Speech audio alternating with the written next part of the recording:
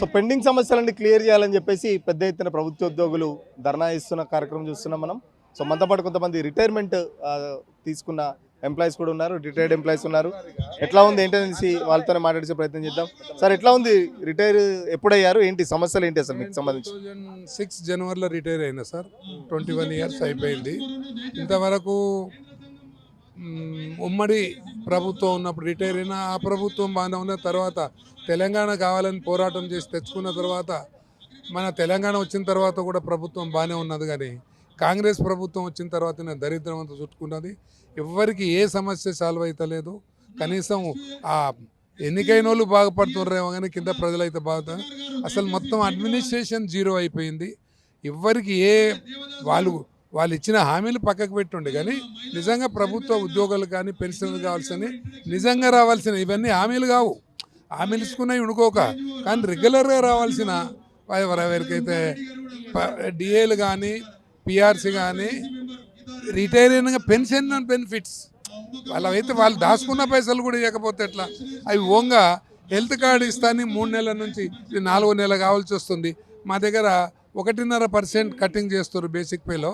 అది 45 కోట్ల రూపాయలు ఎవ్రీ మంత్ అవుతుంది. అంటే 3 నెలల్లో 120 కోట్లకు పైన అయిపోయింది. ఇంకా ఈ నెల వస్తే అయితే అది 2 జూన్ 2026లో ఇంప్లిమెంట్ చేస్తాను. ఇప్పటి వరకు ఇంప్లిమెంట్ చేయలే. వాళ్ళు ఏదో జీవోలు ఇస్తుండ్రు, హాస్పిటల్ పోతే ఇంప్లిమెంట్ అవుతలేవు. అంటే ఏ సయోధ్య లేకుండా హాస్పిటల్స్ కానీ గవర్నమెంట్కి సయోధ్య లేకుండా వ్యవహారం జరుగుతుంది.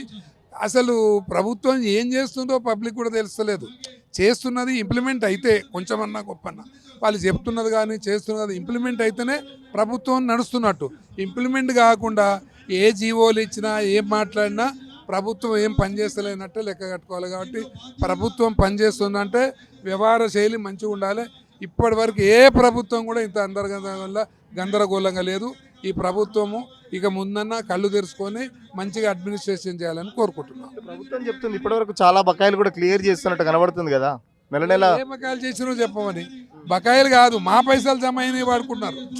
వాళ్ళు ఇచ్చుడు కాదు, మావి ఒక 120 కోట్ల రూపాయలు జమ అయితే అవి పాత బాకీలలో హాస్పిటల్కు ఇచ్చే పాత బాకీలు మేము జమ అయిన పైసలు కట్టుకున్నారు.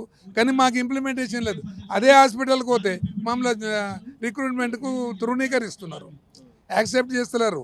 మరి ఈ జీవోలు ఎందుకు, ఈ ప్రభుత్వం ఎందుకు? ఇచ్చిన జీవోలు మనకు పనికొస్తాయి అనుకో. హాస్పిటల్కి అవసరం అది ఇంప్లిమెంట్ అయ్యేటట్టుంటే జీవో చేయాలి. జీవోలు మనకు బాగానే ఉన్నాయి, ఇంప్లిమెంట్ ఎవరు చేయాలి? తీసుకపోతే ఏ హాస్పిటల్ లిస్ట్ ఇచ్చిండో అనుకోతే వాడు చేస్తలేడు. ఈ జీవోలు వాళ్ళతోటి అవగాహన లేకుండా ఇస్తున్నారు. ప్రభుత్వం ఏది కూడా ఏ విధంగా అయితే అడ్మినిస్ట్రేషన్ ఉండాలో ఆ విధంగా లేదు. మరి వీళ్ళకి ఐఏఎస్ వాళ్ళకు కరెక్ట్ చేస్తలేరా, మోసం చేస్తుర్రా, దగ చేస్తుర్రా, కావాలని గవర్నమెంట్ పడేయాలని చేస్తుర్రా, గవర్నమెంట్ నడపాలని ఇష్టం లేదా తెలుస్తలేదు. మనం చూస్తున్నాం వాళ్ళ కొట్లాటలు ఏమైనా ఉన్నాయి, అవి రోజు అవుతున్నాయి. అవైతే ప్రజలను పక్కకు పెట్టి వాళ్ళే కొట్లాడుతున్నారు. కానీ వాళ్ళు చేయవలసిన పని ఏంది? ప్రజలు అడ్మినిస్ట్రేషన్ చేయాలి, ప్రభుత్వం నడపాలి. నడుపుతలేరు. ఇది మరి ఉంటుందా, కూలిపోతుందా? ఉన్న 2-3 కాంగ్రెస్ గవర్నమెంట్లు కూడా ఈ విధంగా ఉంటాయి. రేపు ప్రభుత్వం ఏమంటుందో వచ్చినోడు పాలన చేయాలి, పాలన చేస్తలేదు. పాలన చేసే విధంగా నడవాలని కోరుకుంటూ దాన్ని. మీరు చెప్పండి సార్, మీరు ఎప్పుడు రిటైర్ అయ్యండి, ఎట్లా ఉంది పరిస్థితి అసలు? నేను 2019లో రిటైర్ అయ్యండి. మేము రిటైర్డ్ ఎంప్లాయీస్ మేమంతా. అంటే పెన్షన్ బాధలో మేము కూడా, ఎందుకంటే మాకు వచ్చే బెనిఫిట్స్ మాకు ఇవ్వట్లేదండి. ఇప్పుడు ఒకటండి, ఏ సంవత్సరం నుంచి ఇవ్వట్లేదు పెన్షన్ సంబంధించి, బెనిఫిట్ సంబంధించి? 24కి ఇవ్వట్లేదు. 24 అంతకుముందని వచ్చేసినాయి. 24కి కొంచెం పెండింగ్ పెట్టుకుంటూ ఇస్తూ ఉన్నాడు. ఇస్తున్నారు. మా డబ్బులు మాకు ఇవ్వడానికి గవర్నమెంట్ ఇంత సతాయిస్తుందంటే కొంచెం ఇబ్బంది. ఏమవుతుందంటే సరే ఉచితాలకైతే డబ్బులు వస్తున్నాయి, మరి వాట్ అబౌట్ మేము కూడా గవర్నమెంట్లో భాగస్వామ్యం కదా. ఉద్యోగస్తులు అంటే ఎవరండి? ఉద్యోగస్తులు అంటే ప్రభుత్వాన్ని నడపడానికి సహాయపడే సేవకులు మాత్రమే. మేము ఏదో డిమాండ్ చేయట్లేదు. మా పైసలు మాకు కట్ చేసిన పైసలు మాకు ఇవ్వమంటున్నాం అంతే తప్ప మేమేమో గవర్నమెంట్కి వెళ్ళి ఫ్రీగా ఏమో అంటలేము. మేము మా డబ్బులు మాకు ఇవ్వమంటున్నాం. మరి ఉచితాలకైతే ఫ్రీగా వస్తున్నాయి, ఉచితాలు పంచుతూ ఉన్నారు. ఇట్లా ఉచితాలు పంచుతూ పోతూ ఉంటే మరి ప్రభుత్వం ఎలా నడుస్తుందండి? దానికైతే కోట్ల డబ్బులు వెచ్చిస్తున్నారు దానికి. ఇప్పుడు ఓట్ల కోసం చూస్తున్నారు తప్ప ఎంప్లాయీస్ మీరు గవర్నమెంట్ నడవాలంటే ఎవరు నడిపించాలండి? ఎంప్లాయీస్ నడిపించాలా, వేరే వాళ్ళు నడిపించాలా? ఎంప్లాయీస్ నడిపించేది. మరి ఎంప్లాయీస్ ఉన్నటువంటి వాళ్ళ డబ్బులు తీసుకొని వాళ్ళకు ఉచితాలు ఇచ్చుకుంటూ మమ్మల్ని ఇబ్బంది పెడితే ఎంతవరకు న్యాయం చెప్పండి? చాలామంది దీనివల్ల కొంతమంది చనిపోయారు కూడా ఎంప్లాయీస్. ఎందుకంటే టెన్షన్స్ తోటి మాకేంటంటే మేము వేరే వ్యాపకాలు మాకు ఉండవండి. ఉద్యోగస్తులకి వేరే వ్యాపకాలు ఏమి ఉండవు. ఓన్లీ ఉద్యోగం చేసుకుంటాం, వచ్చినటువంటి డబ్బులతోటి భార్య పిల్లల్ని చదువుకుంటూ ఉంటాం, తల్లిదండ్రులు చదువుకుంటూ ఉంటాం. పెద్దవాళ్ళు ఉంటారు, పేరెంట్స్ వాళ్ళకి ఏమైనా చూపిద్దామంటే డబ్బులు లేవు. రిటైర్మెంట్ డబ్బులు వచ్చినాయంటే పిల్లలు కొట్టాడుతూ ఉన్నారు, మీ డబ్బులు ఏమైనా ఎక్కడ పోయినా అని చెప్పి. దానివల్ల టెన్షన్స్ తోటి ఒక 60-70 మంది ఉద్యోగస్తులు చనిపోయారు. ఇప్పటికైనా గవర్నమెంట్ కనువిప్పగలుగుతుంది, ఎందుకు కావట్లేదు అర్థం కావట్లేదు. మరి ఉచితాలకైతే ఎక్కడంటే అక్కడ విచ్చలవిడిగా ఖర్చు పెడుతున్నారు. మరి అది చేయటం వల్ల సొసైటీ వాళ్ళ ఓట్ల దన్నుకోవడానికి చేస్తుంది తప్ప ఎంప్లాయీస్ని వాళ్ళు చూడట్లేదు. ఎంప్లాయీస్ని కూడా కొంచెం మంచిగా చూసుకుంటే వాళ్ళు కూడా గవర్నమెంట్ ఇంకా మంచి స్టెప్గా ఉంటుంది. నిరుద్యోగులు అంటే మనకేంది, పెన్షనర్స్ అంటే ఏదో వాళ్ళు తీసేసి పడేస్తున్నారు. పెన్షనర్స్ కూడా సొసైటీలో ఒక భాగమే. సొసైటీని బాగు చేయడానికి పెన్షనర్స్ సహాయపడుతూ ఉంటారు. ప్రభుత్వాన్ని నడపడానికి కూడా వాళ్ళు సహాయపడుతుంటారు. ప్రభుత్వంలో ఉండాలన్నా తీసేయాలన్నా పెన్షనర్స్ పైన, ఎందుకంటే 70% మంది పెన్షనర్స్ అయిపోయారు మన దగ్గర. ఎంప్లాయ్మెంట్ లేదు, 30% ఎంప్లాయ్మెంట్ లేదండి, మొత్తం పెన్షనర్సే ఉన్నారు. అన్ని అవుట్ సోర్సింగ్ నడిపిస్తున్నారు ఉద్యోగస్తులని. గవర్నమెంట్ పెన్షనర్స్ ఇంత 70 లక్షల మంది ఉన్నారంటే అర్థం చేసుకున్నాం ఒకసారి. మేము ఏమైందంటే గవర్నమెంట్ దగ్గర మేము ఫ్రీగా ఉచితాలు అడతలేము, మా డబ్బులు మాకు ఇవ్వమంటున్నాం. మా డబ్బులు మాకు ఇచ్చేస్తే మేము దానికి ప్రత్యామ్నాయంగా మేము ఏర్పాటు చేసుకుంటాం. మేము ట్రేడా సంఘంకి వెళ్ళి వచ్చాము, తెలంగాణ రిటైర్డ్ ఎంప్లాయీస్ యూనియన్ మాది. దాని నుంచి మేము వచ్చాము ఇక్కడికి. సార్ ఏంటి అసలు రిటైర్మెంట్ అయితే ఎట్లా ఉంటుంది, లైఫ్ ఎట్లా ఉంటుంది, ఏం ప్లాన్ చేసుకుంటారు? మామూలుగా ఉద్యోగం అయిపోయిన తర్వాత రిటైర్మెంట్ అయిపోయిన తర్వాత కొన్ని ప్లాన్స్ ఉంటాయి, పిల్లల చదువుకో, పెళ్ళిళ్ళకో, లేకపోతే ఇల్లు కొనుక్కోవడం, ఇట్లా ఏదో ప్లాన్స్ ఉంటాయి కదా. ఆ ప్లాన్స్ అన్ని వేసుకుంటారు, ఆ ప్లాన్స్ అన్ని వర్కౌట్ అయినాయా, మరి ఏం చెప్తారు? సార్, నేను ఒక ప్రధానోపాధ్యాయునిగా రంగారెడ్డి జిల్లాలో ఆగస్ట్ 24లో రిటైర్ అయినా. ఒక 4 నెలల తర్వాత నా చిన్న బిడ్డ పెళ్లి చేసిన. ఎంత ఇబ్బంది పడ్డానో అది నాకే తెలుసు. చాలామంది చాలా ఇబ్బంది పడుతున్నారు. దాంట్లో నేను ఇంకా ఇంకో బిడ్డే అమెరికాకు పోయింది చదువు కోసం. 40 lakhs నేను అప్పు తీసుకున్నా. ఇవన్నీ పేమెంట్ చేయడానికి, రిటర్న్ కట్టడానికి నేను ఎంత ఇబ్బంది పడ్డానో నాకే తెలుసు. ఇప్పుడు 2 years అవుతుంది, ఇంకా నాకు డబ్బులు వచ్చేది ఉంది. అట్లాంటి మా మిత్రులు చాలామంది ఉన్నారు. నాకు ఇంకా ₹1,00,000 రావాలి అంటే ఇప్పుడు ఈ 2 నెలల కాలంలో, ఇటీవల కాలంలో కొంత పేమెంట్ చేయడం జరిగింది. ఈ ధర్నాలు వీటి వలన కొంత రిలాక్సేషన్ ఇచ్చారు, ఇంకా రావాల్సినవి ఉన్నాయి. అంటే ఒకరు 40-50 లక్షలు రావాల్సిన డబ్బులు 2 సంవత్సరాల తర్వాత ఎంత ఇంట్రెస్ట్ అక్యుములేట్ అవుతుంది, మేము ఎంత లాస్ అయినాము, ఎవరికి చెప్పుకోవాలనేది చాలా ఇబ్బందికరమైనటువంటి అంశం. ఇంకా నాలాగా ఎంతోమంది మిత్రులు చాలా బాధపడుతున్నారు. మరి ఇంకా ఇప్పుడు పిఆర్సీ రావాలి. 6 DAలు నేను 39.5 years నేను సర్వీస్ చేసిన. ఇంత సర్వీసులో 3 ఏళ్ల కాలం తర్వాత కూడా పిఆర్సీ ఇవ్వకపోవడం అనేది ఇంకా ఘోరం. 6 DAలు ఇప్పటి వరకు నేను 40 yearsలో పెండింగ్ ఉండగా నా సర్వీస్లో ఎప్పుడు చూడలేదు. మరి గవర్నమెంటు మరి ఈ ఆర్థిక ఇబ్బందులు ఉన్నాయని చెప్తే ఎన్ని రోజులు ఉంటుంది? ఉచితాలకు, ఇప్పుడు మిత్రుడు చెప్పినట్టు ఉచితాలకు ఎన్నింటని ఇవ్వచ్చు, కానీ కష్టపడి పనిచేసిన ఎంప్లాయీస్ కోసం డబ్బులు లేవనడము, ఇంకా ఎంప్లాయీస్ ఎన్ని రకాలుగా ఇబ్బంది. మా సొంత మిత్రుడు ఉన్నాడు, ఇంకా ఆయనకైతే 30 లక్షలు వచ్చేది ఉంది. 2 years అబవ్ అయిపోయింది రిటైర్ అయిపోయి. కాబట్టి ఇంత ఘోరమైనటువంటి పరిస్థితి ఈ 40 ఏళ్లలో చూడలేదు. ఇప్పటికైనా ప్రభుత్వం రియలైజ్ అయ్యి ఇవన్నీ క్లియర్ చేశాయని ఆశిస్తున్నాం. Thank you. ఏంటి మరి లీడర్లకు సంబంధించి ఏం చెప్తారు? లీడర్లు కొట్లాడుతుర్రా? గతంలో కూడా ఏంటంటే లీడర్లు మేము చాలా వరకు కొట్లాడుతున్నాం, గవర్నమెంట్ని ప్రశ్నిస్తున్నాం అని చెప్తారు. కింది స్థాయిలో ఎట్లా ఉంది మరి? లీడర్లు నమ్ముతారా మీరు? సార్, లీడర్లు వాళ్ళకిచ్చిన నాయకత్వ లక్షణాలతో వాళ్ళు పోరాడుతున్నారు. ప్రతి సమస్యను కూడా ప్రభుత్వ దృష్టికి తీసుకొని వస్తున్నారు. కానీ ఏది చేసినా ఇచ్చేవానిలో లేనప్పుడు మనం ఎన్ని ధర్నాలు చేసినా, ఎన్ని కార్యక్రమాలు చేసినా అది బూడిదలో పోసిన పన్నీరుగానే మారుతుంది. వాళ్ళు సమర్థవంతంగా ఎదుర్కొంటున్నారు. కానీ అక్కడ ముఖ్యమంత్రి మొండేవాడు దొరికాడు కదా మనకు. ఆయన ఇంకా అనుకుంటున్నాడు నేను ఇంకా 10 సంవత్సరాలు ముఖ్యమంత్రిగా ఉంటాను అని. ఉద్యోగస్తులతో పెట్టుకున్న ఏ గవర్నమెంట్ ఇప్పటిదాకా నిలబడలేదు. ఆంధ్రప్రదేశ్లో ఏ విధంగా కాంగ్రెస్కు ఒక్క ఎమ్మెల్యే కూడా శాసనసభలో లేదు, అదే పరిస్థితి తెలంగాణలో కూడా ప్రభుత్వం రాదు. వాళ్ళ ఎమ్మెల్యేలకు ఎవరు, ఎంప్లాయీస్ కానీ ఎవరు కానీ ఓటు వేయదలుచుకోలేదు. ప్రభుత్వాన్ని పడగొట్టడమే మా లక్ష్యం అని నేను ప్రభుత్వానికి వ్యతిరేకతగా నేను నా ప్రచారం కూడా నిర్వహిస్తా. ఎందుకంటే ఏం లాభం మాకు? గవర్నమెంట్ స్థాపించిన వెంటనే 6 నెలల్లో మాకు రుణపడి ఉన్న బకాయిలన్నీ విడుదల చేస్తా అని చెప్పిన ముఖ్యమంత్రి మాట తప్పారు. 3 సంవత్సరాలు అయింది. ఏమైనా మావి పట్టించుకుంటున్నాడా? ఎంతోమంది రిటైర్డ్ అయిన ఎంప్లాయీస్ మరణించారు. వాళ్ళ కుటుంబాలకు ఎవరు దిక్కు? ఎవరి కుటుంబం తరపున కోట్ల చుట్టూ తిరిగి పోరాడతారు, ఎవరు దిక్కు లేదు. న్యాయకత్వం ఏం చేస్తుంది? రిప్రజెంటేషన్ చేస్తుంది, ధర్నాలు చేస్తుంది, నిరసనలు చేస్తుంది.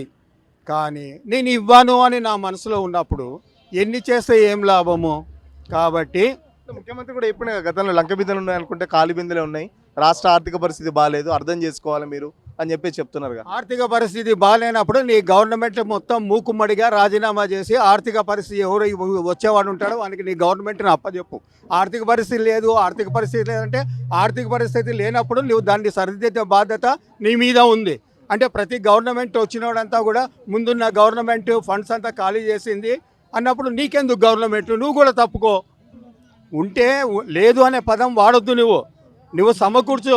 ఉచిత పథకాలు పెట్టి ఈరోజు అంబేద్కర్ భవనానికి 108 కోట్లు రిలీజ్ చేశాడు ట్యాంక్ బండ్ దగ్గర నిన్న. ఏమీ లేవా? మా సమస్యలు పట్టించుకోవా? నువ్వు ఏం చేస్తాండవు యాజ్ ముఖ్యమంత్రిగా? నిన్నెందుకు మేము తిరస్కరించొద్దు రాబోయే ఎన్నికల్లో? కేసీఆర్ చేసిన అప్పులకే వడ్డీలు కట్టుకోవడం సరిపోతుంది, ఇక్కడ ఏం చేయలేకపోతున్నా అని చెప్తుండు కదా, చాలా ఓపెన్గా చెప్తుండు కదా పాపం. అందుకే మేము ఓపెన్గా చెప్తాం కదా, చేతగాని ముఖ్యమంత్రి మాకు అవసరం లేదు, అప్పుల్ని సరిదిద్దలేని మంత్రి మాకు అవసరం లేదు. నువ్వు గవర్నమెంట్ నుంచి దిగిపో, ఎన్నికలు పెట్టు. ఎవరికి దమ్ముందో వాడు వస్తాడు, వాడు కూడా ఇచ్చేవాడే కావాలా, వాడు వీడు ఏం పెట్టలేదు అనేవాడు మాకు అవసరం లేదు. మనతో పాటు ఇంకొంతమంది సంఘ నాయకులు ఉన్నారు. సార్ ఎట్లా ఉంది పరిస్థితి, ఎట్లా ఉంది? రిటైర్మెంట్ ఎప్పుడయ్యారు? రిటైర్మెంట్ అయిన తర్వాత ఇంట్లో ఎట్లా ఉంది పరిస్థితి అసలు? సార్ నేను 2020లో రిటైర్ అయినా, అప్పటి పరిస్థితి వేరు. ఇప్పుడు నేను ఒక Telangana retired employees teachers association రాష్ట్ర అధ్యక్షుడిని. మేము ప్రభుత్వానికి కొన్ని వందల సార్లు పిటిషన్లు ఇచ్చినాము, రిక్వెస్ట్ చేసినాము. అసలు నిమ్మకు నీరెత్తినట్టు అసలు ఏ మాత్రం కూడా చలనం లేదు. ఇప్పటికీ పిఆర్సీ వాళ్ళు ఇచ్చిన మేనిఫెస్టోలోనే మేము వచ్చినాక 6 నెలల్లో పిఆర్సీ ఇస్తాము, డిఎల్ ఇస్తాము అని చెప్పి వాళ్ళు ఇచ్చిన మాట మేము అడిగింది కూడా కాదు. కానీ అరచేతిలో బెల్లం పెట్టి మోక అన్నట్టుగా మీరు ఆ బెల్లం చూస్తూ సంతోషపడండి అన్నట్టుగా ఉంది పరిస్థితి. కానీ ఇంతవరకు సుమారు 100 మంది రిటైర్డ్ ఎంప్లాయీస్ ఆత్మహత్యలు చేసుకున్నారు. మరణం పొందినా కూడా ప్రభుత్వానికి ఏమాత్రం చలనం లేదు. హైకోర్టులు మొట్టికాయలు కొట్టి ఫైనాన్స్ సెక్రటరీని వచ్చి కోర్టులో కూర్చోమన్నా కూడా ఇంకా పేమెంట్లు జరగకపోవడం చాలా శోచనీయం. మాకు ఇప్పుడు ఈ మహాధరణకు గవర్నమెంటే ప్రథమ కారణం. మాకు ఎప్పుడు ఇచ్చి ఉంటే నేను 39 సంవత్సరాలు గవర్నమెంటే చేస్తే 6 డిఎలు పెండింగ్లు ఎన్నడూ లేవు. This is the first time. 6 డిఎలు పెండింగ్లో ఉండడం అంటే 3 సంవత్సరాల నుండి ఈ నిత్యావసర ధరలు పెరుగుతున్నా మరి ప్రభుత్వోద్యోగికి ఆయన జీతం మీద ఆధారపడతాడు. మరి ప్రభుత్వము ఆ నిత్యావసర ధరలు పెరుగుతున్నప్పుడు ఆటోమేటిక్గా జీతం పెంచాల్సినటువంటి బాధ్యత ప్రభుత్వానికి. కానీ మాకు ఏం సంబంధం లేదు, ఏం పట్టి లేదు. మేము ఏం చేసినా గత ప్రభుత్వం మీద తప్పులేస్తాము, మేము మాత్రం దాటుకుంటాం అనేటువంటి దాటవేత ధోరణిలో ప్రభుత్వం ఉంది తప్పే చేద్దామనేటువంటి ఆలోచన మాత్రం వాళ్ళ ఉన్నట్టుగా మాకు ఎక్కడ కనిపిస్తలేదు. దాని కారణమే ఈరోజు తెలంగాణ గవర్నమెంట్ ఎంప్లాయీ జేఏసీ ఆధ్వర్యంలో ఈరోజు జరుగుతున్నటువంటి మహాధరణ, ఫస్ట్ నాడు జరిగేటువంటి పెన్షనర్ విద్రోహ దినము, 10th నాడు చెల్లు హైదరాబాద్, ఈ రోజు కంటే కూడా చాలా బ్రహ్మాండంగా 10th నాడు ఉంటుంది. అంత లోపల ప్రభుత్వం ఏదన్నా చర్య తీసుకొని పిఆర్సీ రిపోర్ట్ కూడా తెప్పించుకోలేదు ఇంకా ప్రభుత్వం. అది చాలా శోచనీయం. రిపోర్టు టైం అయిపోయి కూడా చాలా టైం అయిపోయింది, ఇప్పటికీ ఇంకా రిపోర్ట్ కూడా తెప్పించుకోకపోవడము చాలా శోచనీయం. ప్రభుత్వం ఇప్పటికీ మామూలుగా శాలరీ వస్తేనే డబుల్ శాలరీ వస్తేనే అంటే శాలరీ వస్తేనే సరిపోని పరిస్థితి, రిటైర్మెంట్ అయితే దాంట్లో సగమే వస్తుంది. సో ఎట్లా ప్లాన్ చేసుకుంటున్నారు? చాలా వరకు అవసరాలు ఉంటాయి, మీరు చెప్పినట్టు నిత్యావసర వస్తువులు ధరలు పెరిగిపోతున్నాయి, మరి పక్కన జీతంలో సగమే మీకైతే వస్తున్న పరిస్థితి. సో అది కూడా సరిగా రావట్లేదు అని చెప్పేసి కంప్లైంట్ చేస్తున్నారు. ఎట్లా ఉంది పరిస్థితి అసలు? సాధారణంగా రిటైర్డ్ ఉద్యోగులు రిటైర్ అయ్యే లోపల వాళ్ళ బాధ్యతలు తీర్చేసుకుంటారు. ఇద్దరే వాళ్ళు బతుకుతారు కాబట్టి ఆ వచ్చే అమౌంట్లో వాళ్ళ అడ్జస్ట్మెంట్ వాళ్ళ ప్లానింగ్ ప్రకారం వాళ్ళకు ఉంటారు. కానీ ఈ ప్రభుత్వం 2024 నుండి రిటైర్మెంట్ బెనిఫిట్స్ కూడా ఇవ్వకుండా ఉన్నారు. చాలా బాధపడుతున్నారు. ఈ సమస్య చాలా తీవ్రంగా ఉంది. ఇది ఇమ్మీడియట్ పరిష్కరించాల్సిన అవసరం ఉంది. కోర్టు డైరెక్షన్స్ ఇచ్చినా కూడా వీళ్ళు కమిటేషన్ ఇస్తున్నారు. ఎందుకంటే పెన్షన్లో కమిటేషన్ అమౌంట్ ఇస్తే కొద్దిగా అమౌంట్ తగ్గుతుంది ఇచ్చే పెన్షన్లో, కానీ గ్రాట్యుటీ ఇవ్వట్లేదు ఇంకా. తర్వాత ఈహెచ్ఎస్ అని చెప్పారు, ఈహెచ్ఎస్ కరెక్ట్గా అమలు కావట్లేదు. ఐఎఫ్ఎంఎస్ యాప్ అని పెట్టారు. మేము ఆ, మేము డైరెక్టర్స్ దగ్గరకు పోయాము, జాయింట్ డైరెక్టర్స్ దగ్గరకు పోయాము, కానీ వాళ్ళకే తెలియదు ఐఎఫ్ఎంఎస్ యాప్ గురించి. ఇలా పై ఆఫీసర్స్ నుండి కింది ఆఫీసర్స్ సరి అయిన సమన్వయమే లేదు. ఆఖరికి మా యూనియన్ వాళ్ళు, తెలంగాణ జేఏసీ వాళ్ళు విసుగొచ్చి ఈ ఈ కార్యక్రమం చేపట్టారు. నేను డేటా జనరల్ సెక్రటరీ మాట్లాడుతున్నాను, స్టేట్ జనరల్ సెక్రటరీ. మేము సంపూర్ణ మద్దతు ఇచ్చి దీనికి ఎజిటేషన్ చాలా తీవ్రతరం చేసేది ఉంది. నమస్కారం అండి, నా పేరు Gandra Ravinder Rao, retired employees association. March 24 నుండి రిటైర్ అయినటువంటి అసోసియేషన్కు నేను స్టేట్ ఫైనాన్స్ సెక్రటరీ. మాకు ప్రత్యేకమైనటువంటి సమస్యలు ఉన్నాయి. ఎందుకంటే మాకు మార్చి 24 నుండి రిటైర్ అయినటువంటి వాళ్ళు మాకు పెన్షనరీ బెనిఫిట్స్ రాలేదు. రాకపోవడం వల్ల దాదాపు 250 మంది చనిపోవడం జరిగింది. వాళ్ళందరికీ ఎక్స్గ్రేషియా ఇవ్వాలని చెప్పని మేము కోరడం జరిగింది. అదే మాదిరిగా అందరికంటే అధ్వాన్నంగా ఈ మధ్యకాలంలో ఈ ప్రభుత్వం ఇచ్చినటువంటి 3 డిఏలు ఇవ్వడం జరిగింది. అందరికీ ఏమో అంటే ఇప్పుడు రన్నింగ్లో ఉన్నటువంటి వాళ్ళకేమో జీపీఎఫ్లో కలుస్తున్నాయి, మాకంటే ముందు రిటైర్ అయినటువంటి వాళ్ళకేమో ఆల్రెడీ వాళ్ళ పెన్షన్లో కలుస్తున్నాయి. కానీ మాకు మాత్రము 28, 17, 30 వాయిదాల లోపల నెల నెల చెల్లించమని చెప్పడం జరిగింది. దీనివల్ల మాకు ఏం జరుగుతుందని చెప్పంటే, ఇప్పుడు సపోజ్ నేను కరీంనగర్ జిల్లాలో రిటైర్ అయిపోయినా, దాదాపు 150 కిలోమీటర్ల నుండి వచ్చి ఇక్కడ స్థిరమైపోయినా, నాకు అక్కడ ఉన్నటువంటి డీడీఓ ఏం చేస్తాడు, నా బిల్లు వేయడు. నేను ఒకసారి పోతా అడుగుతా, ఒక బిల్లు చేస్తాడు, మళ్ళీ 2వ నెలలో 3వ నెలలో బిల్లులు చేస్తాడు, ఆ తర్వాత మా బిల్లులు చేస్తాడు, మళ్ళీ 3-4 నెలల తర్వాత నేను మళ్ళీ వెళ్ళాల్సి ఉంటుంది. ఈ మాదిరిగా ఎక్కడ లేని విధానంగా మాకంటే ముందైన వాళ్ళకు ఒకటేసారి వస్తున్నాయి, ఇప్పుడు రన్నింగ్లో ఉన్న వాళ్ళకు ఒకటేసారి శాంక్షన్ చేసి జీపీఎఫ్లో కలుపుతున్నారు. ఈ విషయంగా మేము చాలాసార్లు గౌరవ సెక్రటరీ గారు కూడా మేము విన్నవించుకుంటున్నాం, ముఖ్యమంత్రి గారు కూడా విన్నవించుకుంటున్నాం. ఇంతవరకు అయితే ఎట్లాంటి మాకు న్యాయం జరగలేదు. అదే మాదిరిగా మేము 398 వేతనం మీద మేము నియామకమైనాం. 390 అంటేనే నవ్వు వస్తుంది. మేము 3, 4, 5, 6 సంవత్సరాలు పనిచేసినాం. మా తర్వాత అప్రెంటిస్ టీచర్లు అనేటటువంటి వాళ్ళని తీసుకున్నారు, వాళ్ళకు నోషనల్ ఇంక్రిమెంట్లు ఇచ్చారు. మా తర్వాత ఎస్సీ, ఎస్టీ, బీసీ వాళ్ళను స్పెషల్ విద్యా వాలంటీర్లను తీసుకున్నారు, వాళ్ళకు నోషనల్ ఇంక్రిమెంట్లు ఇచ్చారు. ఆ తర్వాత ప్రత్యేక తెలంగాణ ఏర్పడిన తర్వాత ఆంధ్రప్రదేశ్లో ఉన్నటువంటి మాతో పాటుగా నియమించబడినటువంటి వాళ్ళకు కూడా ఇంక్రిమెంట్లు ఇవ్వడం జరిగింది ఆంధ్రప్రదేశ్ ప్రభుత్వం. అంటే ఈ మాదిరిగా ఒకే డిఎస్సిలో ఉన్నటువంటి వాళ్ళకి ఏపీలో వచ్చినాయి, మాకేమో రాలేదు. మా తర్వాత నియామకమైనటువంటి వాళ్ళకేమో వచ్చినాయి, మాకేమో రాలేదు. ఈ విషయంగా 398 ఫిక్స్డ్ పే మీద చేసినటువంటి వాళ్ళము మేము ఆ డిమాండ్ ఒకటి చేస్తున్నాం. వీళ్ళంతా అంటే అందరితో పాటుగా పిఆర్సీ అనేది సహజం, డిఏ అనేది సహజం, ఎంప్లాయీ హెల్త్ కార్డు అనేది సహజం. కానీ దయచేసి మీ ఆర్టీఈ ద్వారా మీరు ఇదివరకు కూడా మాకు చాలా సహకారం చేసిండ్రు. మీ ద్వారా మాకు గతం లోపల 6,000 కోట్లు కూడా మంజూరైనాయని చెప్పని మేమైతే నమ్ముతున్నాం. ఎందుకంటే నెలకు 2,000 కోట్ల రూపాయలు వచ్చినాయి, వాస్తవమే. కానీ అది ఏం జరిగిందంటే మార్చి 24 నాడు రిటైర్ అయిన వాళ్ళకు వచ్చినాయి, జూన్ 26 నాడు రిటైర్ అయిన వాళ్ళకు వచ్చినాయి. 2 పద్దులు వచ్చినాయి, మిగతా పద్దులు రాలేదు. దానివల్ల ఏం జరుగుతుందంటే మార్చి 24 నాడు ఎవరైతే రిటైర్ అయినరో వాళ్లకు మేము అక్కడ ఇక్కడ సప్పో తీసుకొచ్చుకొని మేము ఏదో రకరకాల కార్యక్రమాల కోసం పెట్టుకున్నాం, బిడ్డ పెళ్ళి అను ఇళ్ళను అదేనే. ఈ విషయం లోపల చాలా సమస్యలు ఎదురవుతున్నాయి. అందుకోసం అని చెప్పని మీ ద్వారా ఈ ప్రభుత్వాన్ని మరొక్కసారి ఏం డిమాండ్ చేస్తున్నాం అంటే, నెలకు 2,000 కోట్లు అనే దాన్ని కొనసాగించండి దయచేసి. ఎందుకంటే 2.5 సంవత్సరాల నుండి మా డబ్బులు మీ దగ్గర పెట్టుకున్నారు. మేము నెల పొదుపు చేసుకున్నటువంటి డబ్బులు, మేము తర్వాత చివరికి మాకు ఉపయోగపడతాయి అనుకున్నటువంటి డబ్బులు, ఇంత ఇల్లు కట్టుకుంటామో లేకపోతే పెళ్లి చేస్తామో అనేటటువంటి దానికోసం దాచిపెట్టుకున్నటువంటి డబ్బులు, ప్రభుత్వం మీద మాకు నమ్మకం ఉంటుంది కదా. అట్లాంటి ప్రభుత్వం మమ్మల్ని మోసం చేస్తే మేము ఏం చేసేది, ఎవరి దగ్గరకు పోయేది? అందుకోసమే దయచేసి గతం లోపల మీ టీవీ ద్వారా మాకు న్యాయం జరిగింది. ఇప్పటికి మీ టీవీ ద్వారా మేము ప్రభుత్వానికి ఏం వినతి చేస్తున్నామంటే, ఈ 2,000 కోట్ల రూపాయలు అనే దాన్ని ఇలాగే కంటిన్యూ చేయండి నెల. ఈ సంవత్సరం దాదాపుగా 10,000 మంది రిటైర్ అవుతున్నారు.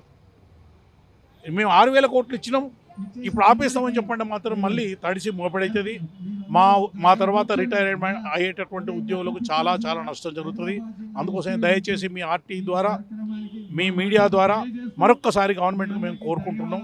ఇది ఇలాగే కంటిన్యూ చేయాలండి. Thank you. సో ఖచ్చితంగా 2024 నుంచి ఏదైతే రిటైర్మెంట్ అయిన ప్రభుత్వోద్యోగుల పరిస్థితి దారుణంగా తయారవుతుంది. రోజు రోజుకి చాలా దారుణంగా ఉంది పరిస్థితి. ఇప్పటికే దాదాపు 60 మంది చనిపోయారు.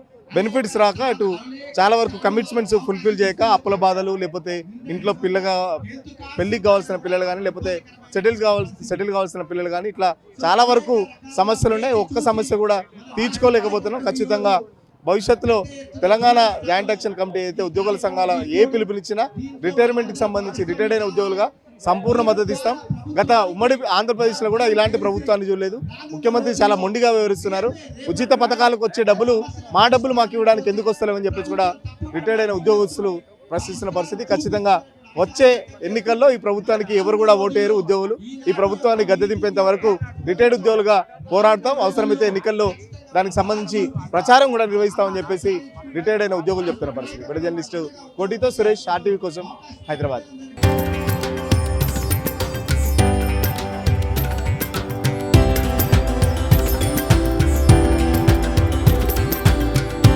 తరతరాలుగా తరగని స్వర్ణ బంధాలు మన మానిపల్లి జ్యువెలర్స్.